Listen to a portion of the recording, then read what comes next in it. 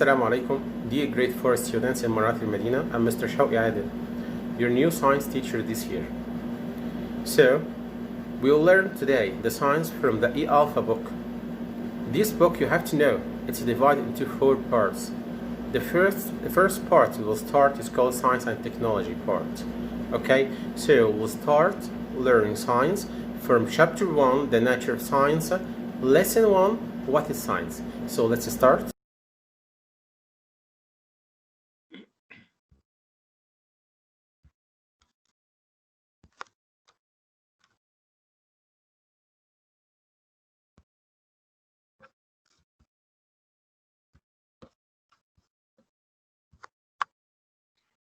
My dear students,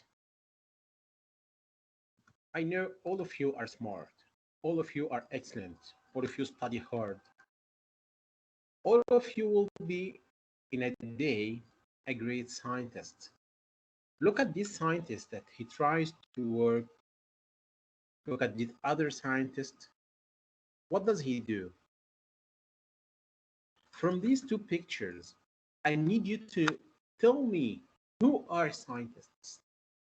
So we need to define, we need to know who are scientists. Scientists are people who use skills to study the natural world. So they use skills to study the natural world. So what are these skills the scientists use?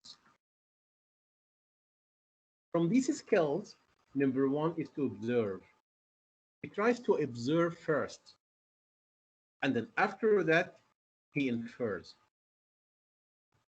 So the first thing is to observe and then to make an inference. We're making a logical guess. So I'll see now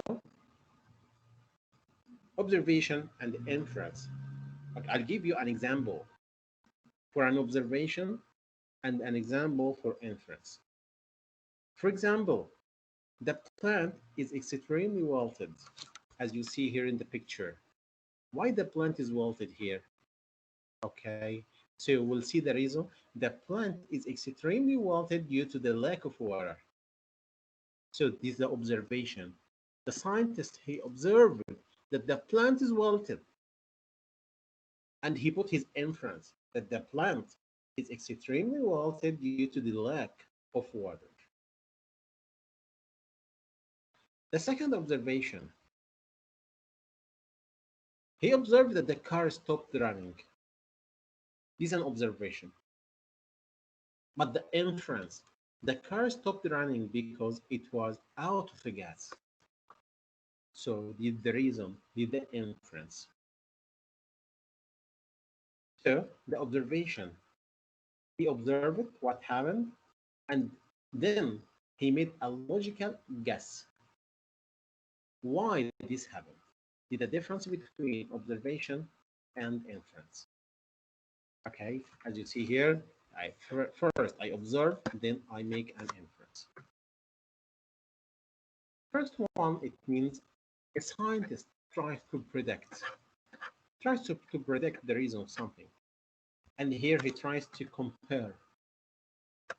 And then finally he classifies. Whatever he classifies, organisms, animals, plants, and so on. What are some things scientists can study?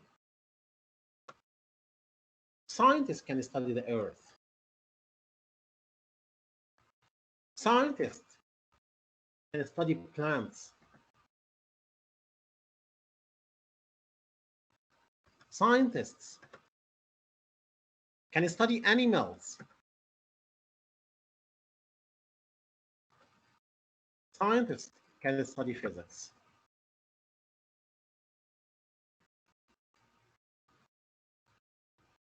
So, as you see here, how can the sun help you to know the time? You'll find here the sun is the sunrise, is the sunset, and during the day it moves. So the sun helps you to know the time.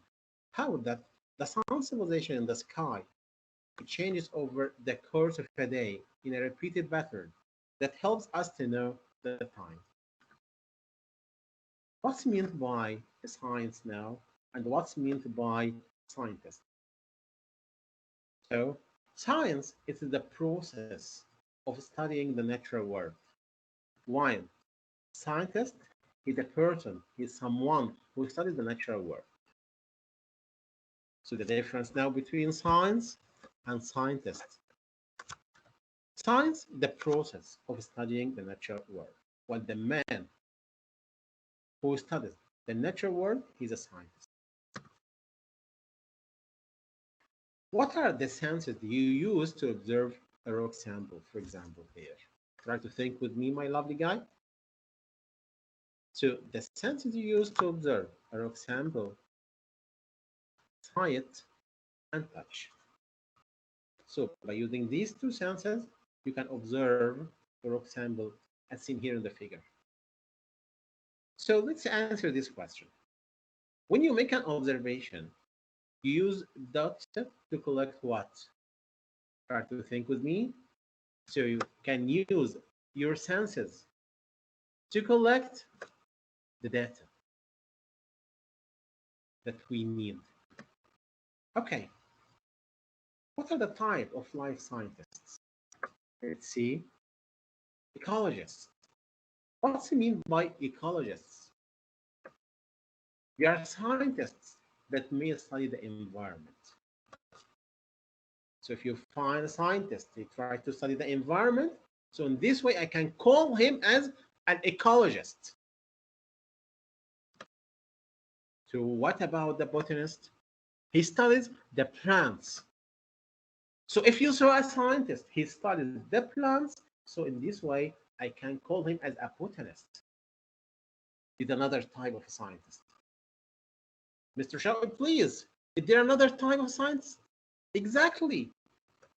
For example, the zoologist. So zoologist, what does he study, guys? He studies animals. So if I told you someone he studied the environment, so in this way he's called ecologist. But if I told you he studied the plants, he's called the botanist. But if he studied the animals, he's called zoologist. Look at here. He's geologist. Geologists, they are scientists that may study rocks and minerals. Wow, what does he do? Meteorologist. They are scientists, may deal with the atmosphere and its phenomena, including the weather and climate. So all of these are types of scientists. Let's see them again. So the first one is ecologist, that he may study the environment. The second one is botanist, he studies the plants. The third one, zoologist, he studies the animals. It's called geologist, study the rocks and minerals. Meteorologist, study may deal with the weather, with the atmosphere and its phenomena, including the weather and climate. Guys, scientists all, they observe the world around them. When they ask questions about what they observe, finally, they conduct investigations to find answers to their questions. And their observation may be quantitative or qualitative. So what the difference by quantitative observation and the qualitative observation? Guys, quantitative, it refers to the word quantity. It means amount. The quantitative observation, it means scientists describe things that can be expressed in numbers. Give me an example. For example, scientists use tools like thermometers and stopwatches. So they describe things that can be expressed in numbers. And I mention you some examples that show it again. Qualitative, scientists describe things that cannot be expressed in numbers. Like what? They use tools like telescopes and magnifying lenses.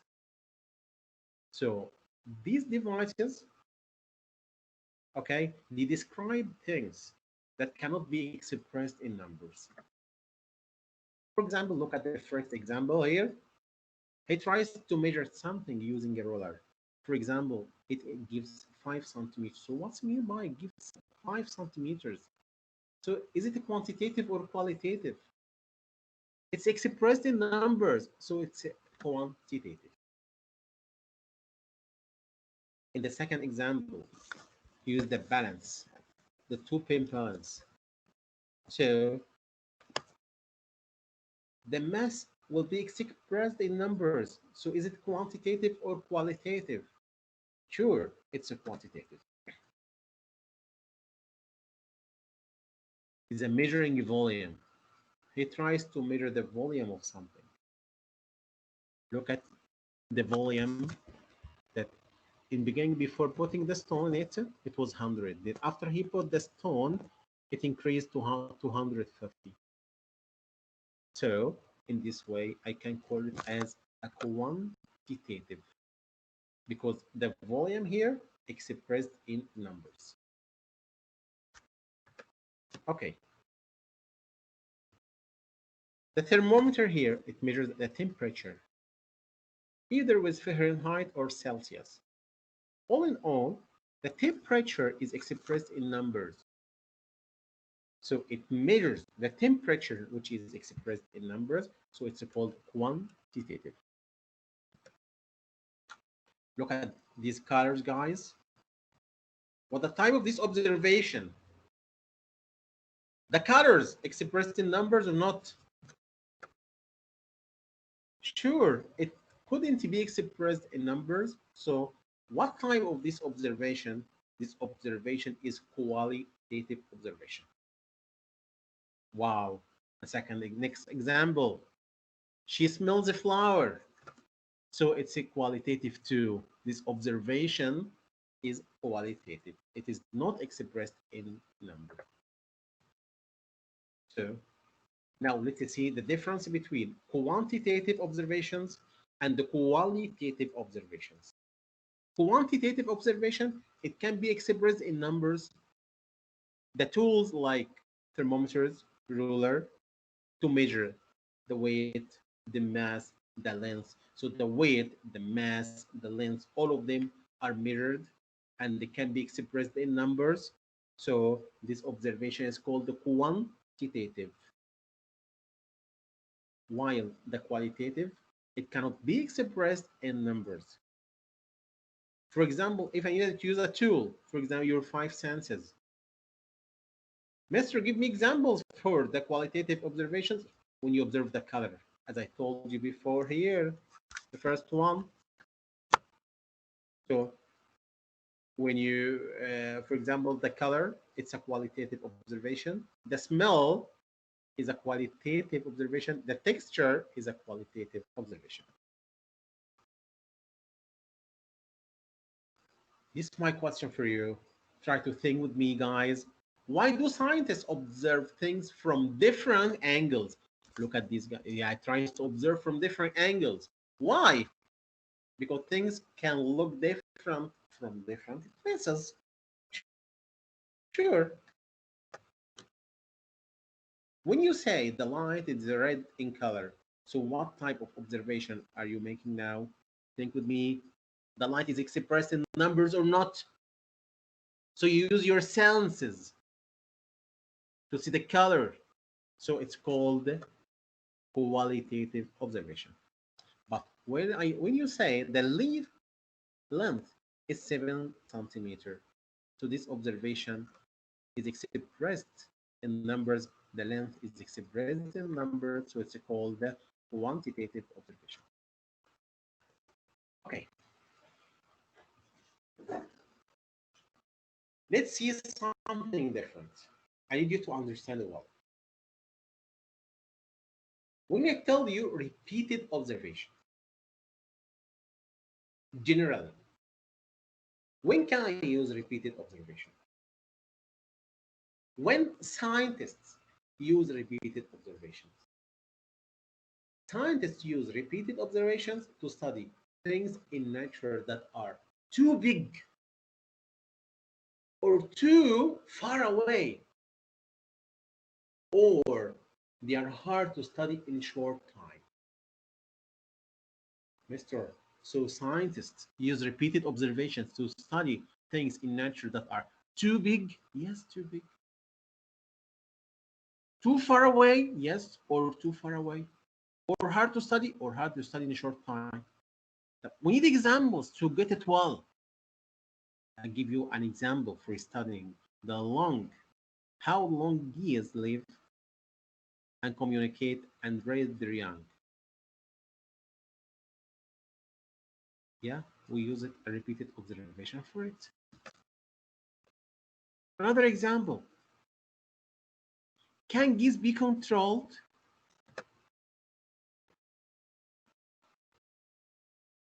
Answer me, please.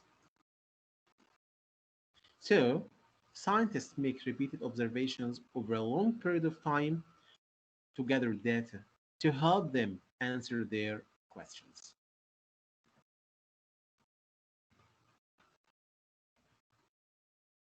There is another reason for using repeated observations. Things can change over time in surprising ways, so we, we need to collect more accurate information. So if things can change over time in surprising way, like the figure shown in front of you, so we need to collect more accurate information. So in this way, I can use repeated observations. Okay, now the meteorologists, do they use the repeated observations? Sure, they use it. Why? To observe the weather. So repeated observations help meteorologists to observe the weather. What are other things that scientists study by repeated observations? Planets, because they are too big and too far away. So we need to use repeated observations. The motion of a moon, we need to use repeated observation. What are other things that scientists study by repeated observation? From the figure shown in front of you, you find observations. Okay, so and the tsunami too need repeated observations. Generally, guys, questions lead to other questions. For example, the discovery of gravity. So we want to ask a question: what is gravity? So it leads to the development of rocket science. So my question now: how can we overcome gravity and get into space? And then it leads to space science. What is the nature of other planets in our solar system? Is there life on these planets or not? So you'll find that a question leads to another question. Describe what happens when you get sick. Think with me, what happens when you get sick? What happens in your home? So you'll find you'll lay in bed or you'll take medicine that the doctor prescribes. Did you have to go to the doctor? If so, okay. What did you find in the doctor's office? Sure, you will go to the doctor. Okay. So what you will find in the doctor's office, you'll find the medicine, you'll find medical devices, and so on. So does it mean that the science affect the way we live? Yes, science helps save lives and let us live more comfortable. How? The research in food technology has created new ways of preserving what we eat. Also, science helps doctors diagnose diseases and create new medicine. Johnny, guys,